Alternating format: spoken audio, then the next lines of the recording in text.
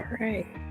Hello, hello. I am Leela, host of the Leela Show on 953 Jams, and I have some industry hard hitters, two men that wear many hats in this entertainment industry that are trying to help aspiring artists and aspiring professionals. So go ahead and introduce yourself, Mr. J. Oh yeah, thank you so much, Leela. I want to thank you for having us on 90, the jam station. 953 Jams. Yes. No, I even had the call letters earlier, okay? And I know the throwbacks, it's popping up there in Houston. But yeah. just introducing myself and my background, graduate from Augment Business School with an MBA, studying from startups to, just how to start businesses, everything to that degree. My journey just in this world, started with the love of music. So essentially, I'm a guitarist myself, and I also picked up the drums and the keys. And so my background, it just drew me to this industry. First you think you're going to get famous, you think you're going to get exposure or whatever, but then you kind of find your path. And so basically through internships, I ended up getting opportunity to work with Universal Music Publishing as a catalog sales executive. And essentially what that job entailed was finding artists and talent that were willing to do cover songs that could be licensed to commercials within retail. So that was really fun. And that led to working with an 8-time Grammy winner who's most notable for his work writing on every Kanye West album. And so then I moved into experiential, started working with the the Grammy after parties and stuff, selling sponsorships and stuff into that. That led me to get headhunted into iHeartRadio.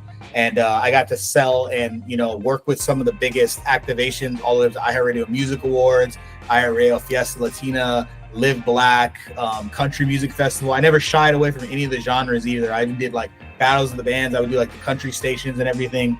And then that led me into the agency world where I started working with the lifestyle segments with NBC, ABC, Fox. And I garnered a lot of exposure from that. And funny thing is how Dr. Blip and I met. Essentially, he was running an ad. And, I started liking some of the content. And then he started liking some of the content where I think he probably saw me on an NBC segment. And from there, we started DMing, and it just led to us just talking about possible partnership opportunities, how we can bring stuff together. And that's kind of my journey in a bundle, me being here today in this moment. Okay, so you've worn many hats in the music industry, from award shows to helping talent and being, working with agencies. So that's very impressive. So yeah, it's just a thing. You know what I mean? It's just I don't want anyone to feel like someone says impressive. I give the glory to God, truly, because and if you do give that glory to God and you believe in it, it's God will energize you to find your way and move through what's meant for you. So I don't give any glory to myself. I give glory to God. So yes, very well said. Now, can we get an introduction from Mr. Troy? Yes. Hey, first of all, thank you so much for having us on your program. We're very excited about it. And, my history, I started off in R&B in the late 80s. Had a deal with Motown Records and went on to be on RCA Records and had a couple records on the R&B charts. Went through a transitional phase in my life. God got a hold of me. I ended up going into more of a Christian R&B and music, which led me into, interestingly enough, something that I never thought I would ever do, was into the ministry. And I would end up being a pastor, a campus minister on university campuses. I was able to be a key starter of some ministries on Tennessee State University, Fisk University, Vanderbilt University, all in the university belt there in Tennessee. Originally from Southern California, I thought I'd never ever go to Nashville, Tennessee, but God sent me there. A lot of things happened. Ended up getting heavily involved in sports ministry, working with NFL teams.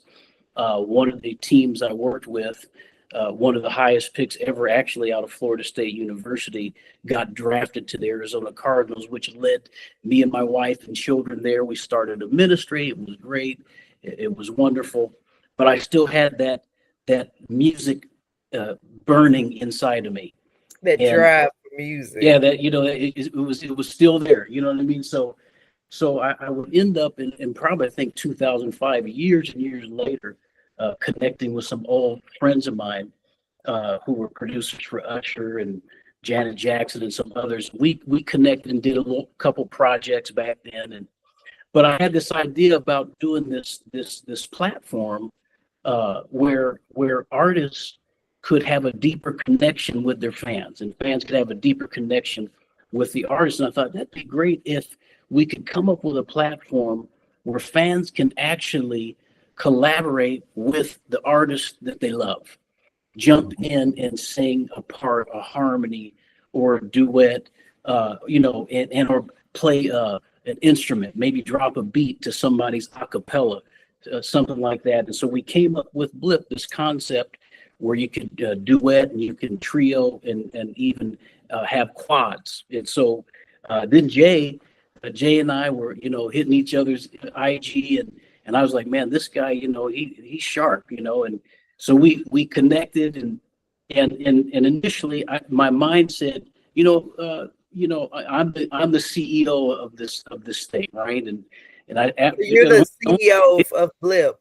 A Blip, but it only took a few conversations for me to go, okay, maybe I'm a co-CEO. And I said, so, hey, Jay, what do you think about us maybe, co-leading this thing together? Then after about 3 or 4 more conversations, I said, no, he's the CEO. And so wow. I didn't know throwing the ball of CEO at each other. Yeah. Okay. So anyway, so we're connected, and now here we are, and great things are happening. Okay, so Troy, you've started off in Christian R&B and then starting Christian ministries amongst college campus, and so you've been doing the Lord's work. Okay, that's very well. Good. I started off in R&B in the secular arena on Motown and then RCA Records. Then I went into the Christian market years later. Okay. Word Epic Records at that point, and then went into the ministry. Yes, like you said, and then but full circle, kind of coming back into a little bit of the music. Into music. Okay, we love a full circle moment. That's good. So I hear you all have an event coming up. Yeah, we do. We have an event coming up March 15th. It's going to be for Blip primarily, but we have the logo here, for Warner Records. How that just came about is a good friend of mine I've known over the years for about 12 years. I seen this guy hustling, grinding, like he really got it out the mud, for lack of a better, and it's his 1 year at Warner, and he's over the national radio department, so he knows like every radio station in the US, and he like works records. And so he's very intertwined with like helping to break artists and also just help them engage their fans. So that's pretty much what I wanted to be able to bring to the public through Blip, is to show artists and creators like how to actually encapsulate, fan engagement and just the points and the steps. And ultimately what I feel artists will be able to take away is I really hope and believe they'll be able to have their first 50 fans. They'll know how. Like, there's like methodologies. I'll just tell you a little one. It's called tofu, mofu, bofu. So it's like top of the funnel, middle of the funnel, bottom of the funnel. Essentially, it's about getting people in the middle of the funnel by giving away free things, and then ultimately converting them at the bottom of the funnel to actual paying customers, or just your clientele, or people that you super serve. But you have to have a way to give that honeypot to get them in. And so I think where a lot of artists lack, I see they'll just drop an EP like, here's my EP.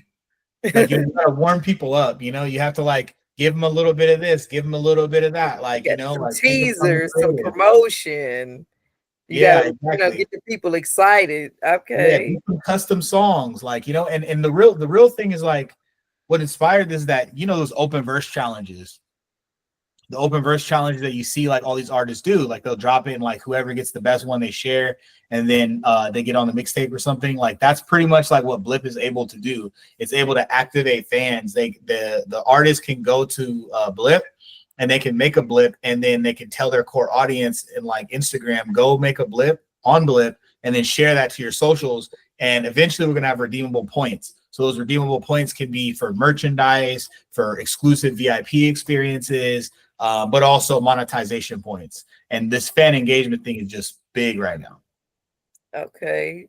So what makes Blip and Warner Records a good collaboration? You know what? I would have to say I believe that their willingness to be innovative in the industry that, needs it, right? Because essentially it's always changing. It went from like the tape to the CD to the MP3, and now it's in streams, and the streams are being devalued every single year, all the time. And so artists aren't able to earn a living. But like that's what this platform is going to do. It's going to allow people to like have a direct consumer relationship with their fans. And I think that a brand like Warner is going to allow us to amplify that. And they're by their executives wanting to work with us, it's just amplifying the voice and the message and the vision behind Blip. Okay, that's very good. Very good. So Blip is just aiming to, put the money back in artists' pocket and increase fan engagement. So what are some examples of fan engagement that take place on Blip? Absolutely. Do you want to take that away, Mr. Blip, or do you want me to? Well, I mean, we are at the first iteration stage of it, and it's evolving, and we're currently in the process of building out and designing kind of a robust second rollout here soon. But what happens with a fan is able to jump on and collab with any artist at any time. An artist can drop a blip, and a fan can come in and blip that blip and create this amazing duet. And this whole idea of blipping is exciting. It's fun. It brings validation not only to artists but also to the fan, and especially if you're an aspiring singer or one of them bathroom, and even those that are bathroom singers, you to be able to get on with somebody that you love and duet with them, and maybe them even comment on what you've done, and you've been able to just share that with your friends and family, and just drop on all your socials. And like as Jay said, you create that. We've got this point system where you get points, almost like Blip coins, where you can have special merch that you get exclusively on Blip for that artist. And so it is it's a very exciting platform. It's resourceful, but again, you don't have to be an artist that has 10 million followers or even 1 million followers. If you've got 5,000, even less, 1,000, you can not only add value to your artist, but you can even not only add value, but you can also monetize as an artist and make good money. Yeah, and you know what? If I could piggyback off that as well, essentially we plan to have some different activations that we're rolling out. Some of them including like, let's just say you want your core audience to participate with you and you're doing a music release party where you're like, hey, look, my most loyal fans, go to Blip, do your best challenge against my video that's running simultaneously on Blip, share it to all your socials, and I'm picking 2 people at the end of the week to come to my exclusive album listening party. So those are the kind of things that we're going to be able to see on Blip. Really what it is its network effects, because that's where I think the power of Mr. Johnson and myself came together, because I had started a fan engagement platform probably 6 years ago, and it was just too early. It was probably like it's about 6 years ago, and it was too early. And I showed people like, I networked, and I've known Ty Dolla $ign since his Beach House mixtapes, and like, since he like local, like, and so I showed him, and he didn't understand. And I showed other people, they just didn't get it. It was because it wasn't a direct to consumer. So it wasn't the right time, right idea, bad timing. Yeah. So by the time that Mr. Johnson had the platform he invested in, and I came along, we were able to like both our ideas merge together. But what's so powerful about it is I understood the point aggregation for the redeemable experiences and like subscription-based paywall for like valuable content. And Mr. Johnson, he had the blips that create network effects. That like creates virality. So we really do believe our app has the ability to create virality between the fan and the artist. And is Blip officially out yet for the public, or? It is, but as a matter of fact, we're actually retracting it because we have some different use cases that you know, that we feel like are going to be a bigger rollout for us. And it's like happening a lot faster than we realize. So like the partnership with Warner, you know, talking about partnership with iHeartRadio, like some different stuff like that. So like you kind of have to be able to meet the demand. So like once people go on, it doesn't break, right? Because you have to have a really good engineering team and everything. So a lot was invested in this, like upwards of $250,000 was invested in this. So essentially, you know, we want to roll this out in phases just to make sure that the rollout is perfect and pristine. And, you know, and we're also showing that we're equitable to investors. Okay, so you guys are being strategic. Yeah, because we're actually on a raise right now. We're on a raise to do 4.1 to 6.5 million in our first round this year. And yeah, and hopefully our second round as well by the end of this year. Okay, well, I believe, you know, you all have the potential of reaching your goals. I'm very excited. Through the grace of God. Yes. So about this webinar, what exactly should the people attending this webinar expect? I think they should expect to get a lot of their answers heard, right? Because, you know, essentially the thing about corporate is that when you can't just walk up to a record label and like walk in, you can't just walk up to a radio station. You know how that is, Leah. And basically, like we're giving them direct access to a very successful executive that's, you know, has his reach in varying aspects of record labels, of mainstream art. Like Saweetie is one of his artists.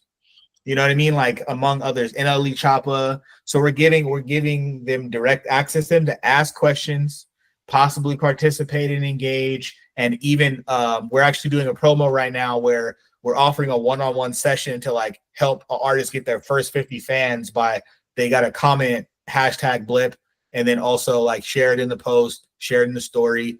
And you know, we're picking one lucky fan, and that, you know, honestly, we've had a pretty good track record. Like we can put them through the Blip system, and hopefully we can get them to the Warner system as well, possibly. Okay, so you agree that this webinar, for those that attend, that it'll help aspiring artists' careers? Absolutely. You want to speak on that a little bit, Mr. Johnson? Oh yeah, I mean this is the information that's going to be rolled out is going to 100% help a budding or aspiring artist to have some good arsenal, some good information on how to build an audience. Because, you know, as Jay has said, it's not, and you mentioned too that, you know, we're strategic. Or in today's market, you got to be strategic. You know, you can't just say, well, I got talent and I can spit a verse, or I can play this or play that. You gotta be a thinker. And so what this does, this is almost like a thinkers in symposium to a degree, where there's going to be some really good information, quality information that's going to help bolster a budding artist or someone who's really thinking about going into the industry, and not just artists, but people who want to go into the industry altogether. This is invaluable. I mean, it's an opportunity. And again, going back to my roots in music, all the way back to the late '80s.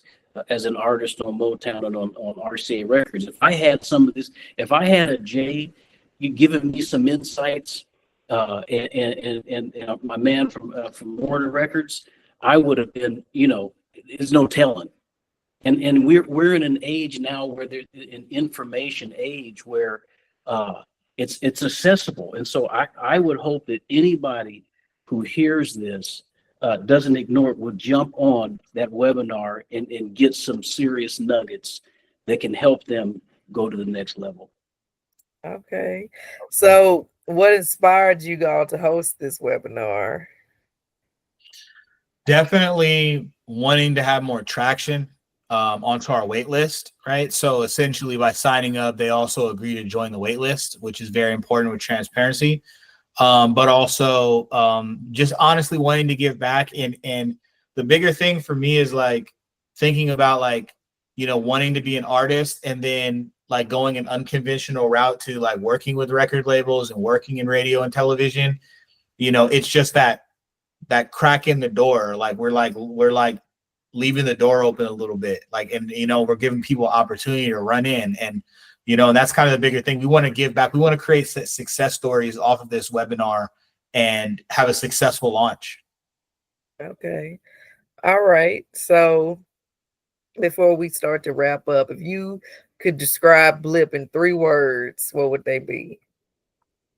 Fan engagement platform. Okay.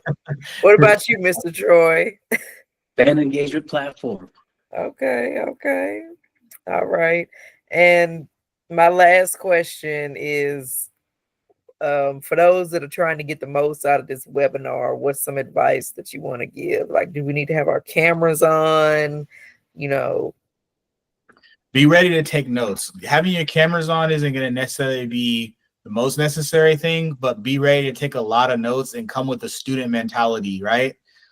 Because the things we're going to explain to you, they're going to be applicable. So they're things that you're going to be able to take away and actually use day one. And that's the better part, is actually the things we're going to show you, we're going to encourage you to use them immediately, because these are things that are impactful and ways to move into the content creator game, and outside of not just the music, but also like the content part that people engage with, and then how to engage those fans, super serve them, and hopefully create monetization. And maybe some people might feel like they can escape their 9-to-5 and have a better life for themselves. And that's really what we're hoping to do, is empower these creators. Okay, empowering creators, building music careers. I love to hear it. Well, for all those that are listening that may be aspiring artists, definitely tap into this webinar. You may have talent, but it's all about the business side of things if you really want to have a serious career in the music entertainment industry. So yeah. Yes.